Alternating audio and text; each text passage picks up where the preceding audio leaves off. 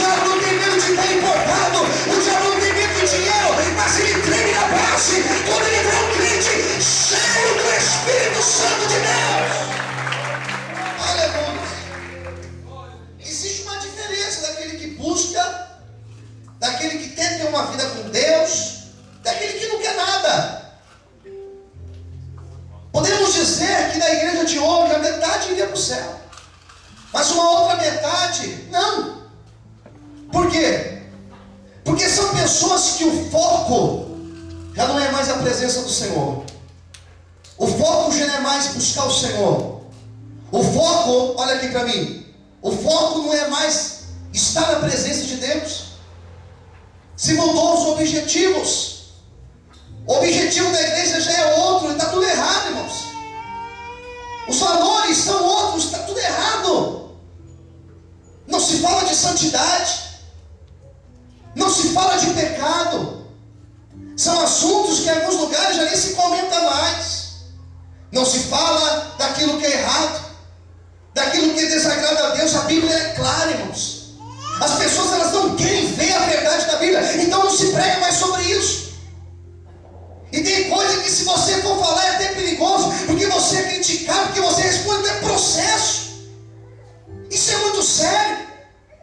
A igreja de hoje, ela é uma igreja que está se adaptando ao erro, que está se adaptando ao pecado, e nós não podemos ir por esta linha, porque o Senhor virá para buscar uma igreja santa, uma igreja com vestes brancas. Essas vestes brancas falam de santidade, fala de uma vida de santificação na presença de Deus, que é um conselho, irmão. Se afaste do pecado, se afaste daquilo que não agrada o Senhor. Ah, pastor, mas a mensagem está muito dura, o pastor me ofendeu. Não te ofendi não, querido. Eu estou falando contra o pecado. Se você está no pecado, você é atingido por essa palavra, que é um conselho. Se afaste do erro, para que a presença do Senhor ela possa habitar dentro de você. Amém, querido? Quantos podem exaltar o Senhor nessa noite? Aleluia.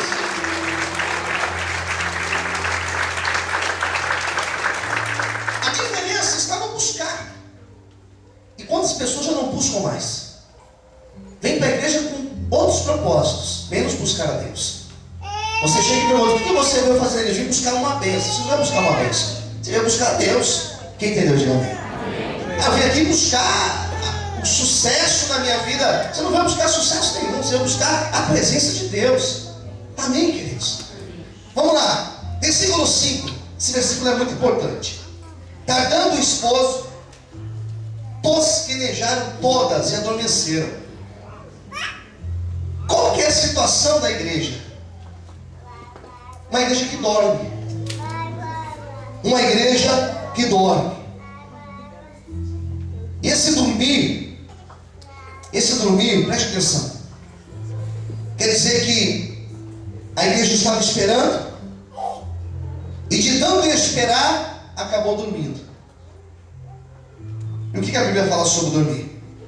A Bíblia fala, por exemplo, que Jonas, ele dormiu lá no porão do barco. O barco afundando e Jonas estava dormindo no barco. Foi um sono de displicência. A Bíblia fala que Jesus foi orar no Getsemane. Esses dias eu preguei essa passagem. Ele chamou 3 discípulos. Quais eram os 3 discípulos? Você lembra? Quais eram? Pedro, João e Tiago. E os 3 dormiram enquanto Jesus orava. Jesus foi lá, voltou, mas vocês estão dormindo. Eles acordaram, Jesus foi lá orar. Quando Jesus voltou, eles já estavam dormindo de novo. A Bíblia fala, por exemplo, de um jovem chamado Eutico, que estava dormindo durante o sermão, e ele cai para trás do 4º andar. Ele morre, e Paulo ora por ele e ele ressuscita. Foi um sono também. A Bíblia fala lá em Coríntios capítulo 11, quando fala sobre a Santa Ceia, fala que muitos são os que dormem. Por quê? Porque não tem discernimento do corpo e do sangue do Senhor. Não tem mais santidade. Não consegue mais discernir o que é santo e o que é profano. Tem muitas pessoas dormindo. Tem muitas pessoas distraídas. Sabe qual é a intenção do adversário? Fazer com a igreja de hoje? Distrair a igreja de hoje. colocando propósitos na igreja que não são propósitos que louvam e adoram a Deus. São propósitos que o homem é adorado. São propósitos em que o dinheiro é adorado. A locomotiva, às vezes, da igreja tem sido o dinheiro. E tudo o que se faz, as campanhas que se fazem, as pregações são todas voltadas para isso. Para isso. A condição da igreja de hoje é uma condição muito complicada. Porque hoje em dia as pessoas elas querem ostentar a riqueza. Eu estava orando esses dias no monte e Deus falou muito no meu coração.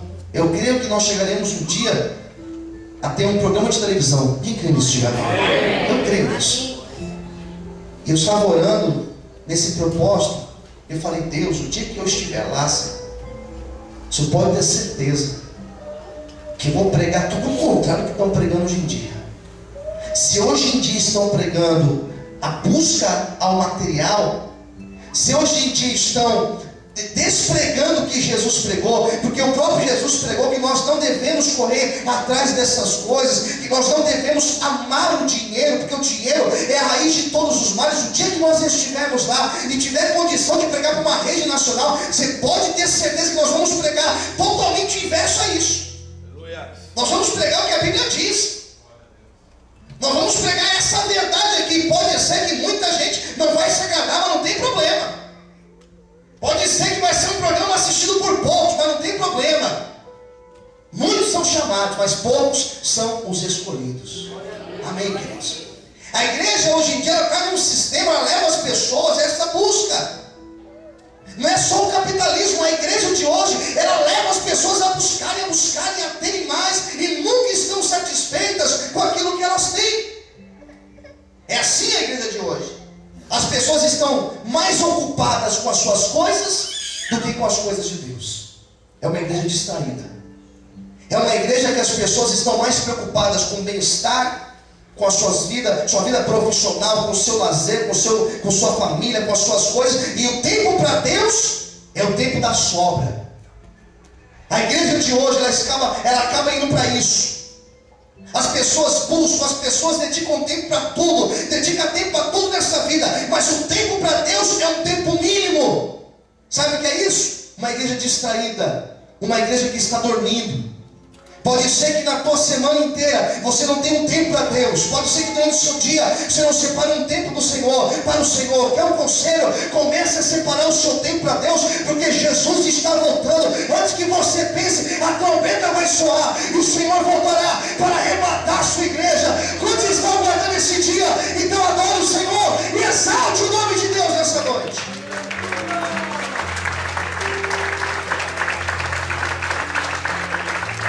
Tem uma revelação muito importante nesse texto. Além dessa questão do sono, da distração que o adversário tem feito, a preocupação com as coisas da vida e o pouco tempo para Deus, existe uma outra revelação nesse texto muito importante. Olha o que diz o versículo 6. Mas, à meia-noite, ouviu-se um clamor. Aí vem o esposo, sair-lhe ao encontro. Aqui fala da meia-noite. Dentro da simbologia bíblica, a meia-noite é um período de maior trevas. Se o meio-dia é um período de uma luz mais forte, do sol mais intenso, a meia-noite é o inverso.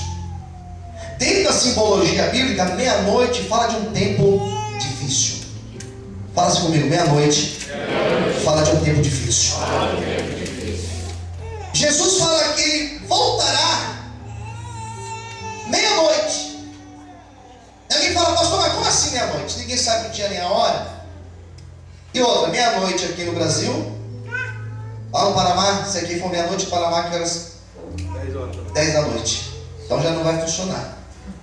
No Japão então, menos ainda. Na Austrália, menos ainda. Quando a Bíblia fala meia-noite, a Bíblia está dizendo que será um período de trevas intensa.